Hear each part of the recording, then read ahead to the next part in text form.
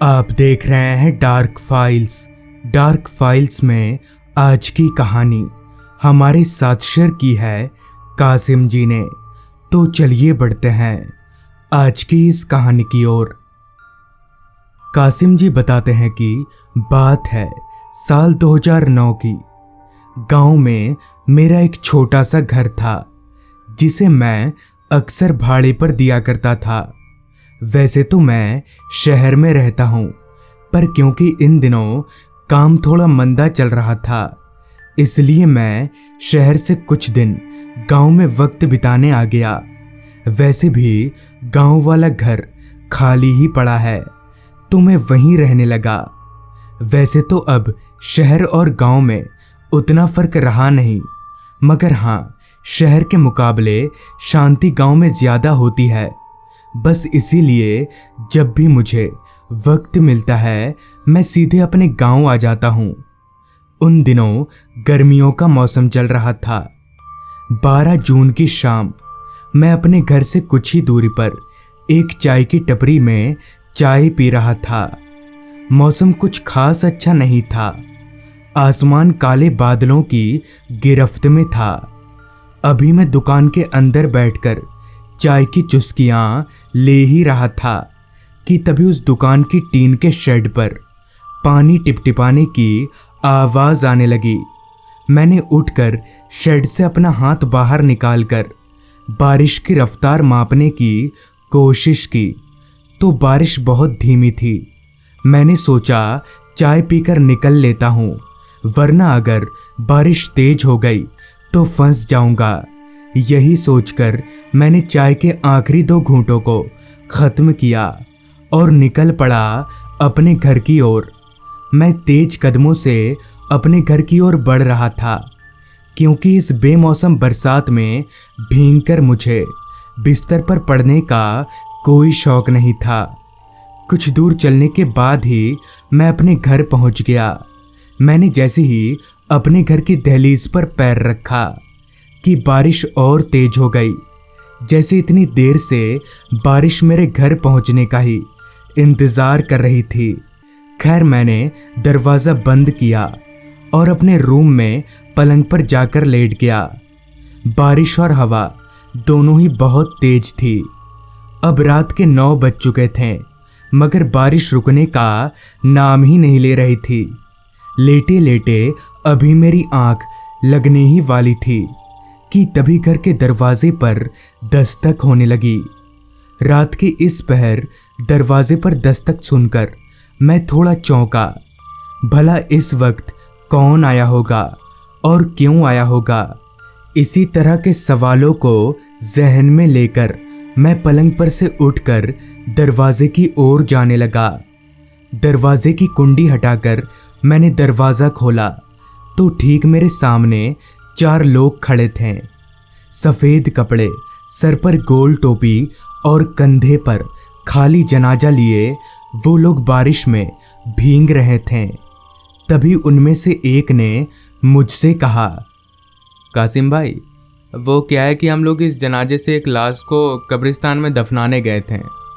लाश दफनाकर लौटते वक्त बारिश शुरू हो गई और मस्जिद भी काफ़ी दूर है। एक मेहरबानी करेंगे, इस खाली जनाजे को बस रात भर के लिए अपने घर में रख लेंगे, कल सुबह हम इसे आकर ले जाएंगे। पहले तो मैंने सोचा कि मना कर दूंगा, मगर जब उन लोगों को बारिश में ठिठुरता हुआ देखा तो मुझे दया आ गई और मैं ना नहीं बोल सका। फिर उन्होंने उस जनाजे को हॉल में दीवार पर टिकाकर रख दिया और वो सभी मेरे घर से चले गए। उन लोगों की मदद करके मन ही मन थोड़ा अच्छा लगा। खैर, दरवाज़ा बंद करके मैं सीधे किचन में घुसा हल्का फुल्का खाने के लिए। किचन में थोड़ी बहुत खाने की चीज़ें पहले से ही मौजूद थीं। उन्हीं चीज़ों में से थोड़ा बहुत खाकर मैं अपने कमरे में आ गया और सोने की तैयारी करने लगा। पलंग पर लेटे लेटे अभी मैं सोने की कोशिश कर ही रहा था कि तभी हॉल रूम से किसी लोहे के चीज के गिरने की जोरदार आवाज़ आई। मैं हड़बड़ाते हुए उठकर बैठ गया।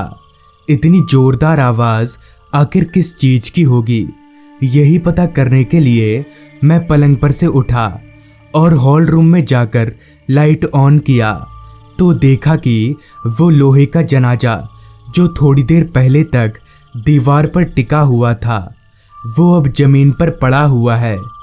ये देखकर मुझे थोड़ी हैरानी हुई कि आखिर अपने आप ही इतना भारी जनाजा गिरा तो गिरा कैसे। हॉल की सारी खिड़कियां बंद थी तो ऐसे में हवा से गिरने का तो कोई सवाल ही नहीं उठता। खैर, ज्यादा दिमाग ना लगाते हुए मैंने लाइट ऑफ किया और वापस से अपने कमरे में आकर लेट गया। अभी मुझे पलंग पर लेटे हुए कुछ मिनट बीते ही थे कि तभी हॉल रूम से किसी चीज के सरकने की तेज आवाज आई, जैसे कोई लोहे की चीज सरकी हो। मैं फिर उठा और हॉल रूम में जाकर लाइट जलाकर देखने लगा तो वो लोहे का जनाजा अब अपनी जगह पर नहीं था, बल्कि वो अपनी जगह से सरक कर बिल्कुल मेरे पैरों के पास पड़ा हुआ था। मगर ये कैसे हो सकता है? आखिर एक बेजान जनाजा अपने आप ही कैसे हिल सकता है? अभी मैं खड़े खड़े ये सब सोच ही रहा था कि तभी मुझे अपने पैर पर किसी का हाथ महसूस हुआ। मगर मेरे पैर के पास सिर्फ उस जनाजे को छोड़कर और कुछ भी नहीं था। तो फिर मेरा पैर किसने पकड़ा? अभी मैं ये सोचकर डर से कांप ही रहा था कि तभी किसी ने मेरा पैर पकड़कर खींचकर उस जनाजे में गिरा दिया। जैसे ही मैं उस जनाजे में गिरा तो मुझे ऐसा महसूस हुआ जैसे उस जनाजे में पहले से ही कोई लेटा हो, क्योंकि मैं किसी के शरीर का स्पर्श साफ तौर पर महसूस कर पा रहा था। मेरे डर की कोई सीमा न रही। मैंने अपने शरीर को उस जनाजे से बाहर निकालने की कोशिश की, मगर किसी अदृश्य शक्ति ने मुझे पकड़कर रखा था और जनाजे से निकलने नहीं दे रहा था। मगर मैंने किसी तरह से खुद को छुड़ाया और घर से बाहर भाग गया। पूरी रात मैं घर से बाहर ही रहा। फिर जब सुबह में वो चारों उस जनाजे को लेने आए तब मैंने उन्हें सारी बात बताई, लेकिन उनमें से किसी को भी कुछ समझ नहीं आया। मगर उस रात मेरे साथ जो कुछ भी हुआ वो मैं ही जानता हूँ। तो दोस्तों, ये थी कासिम जी की भेजी गई कहानी। अगर आपके पास भी ऐसी ही कोई कहानियाँ हैं तो हमारे साथ ज़रूर शेयर करें। तो मैं आर्यन जल्द ही मिलूँगा आपसे ऐसी ही एक कहानी के साथ।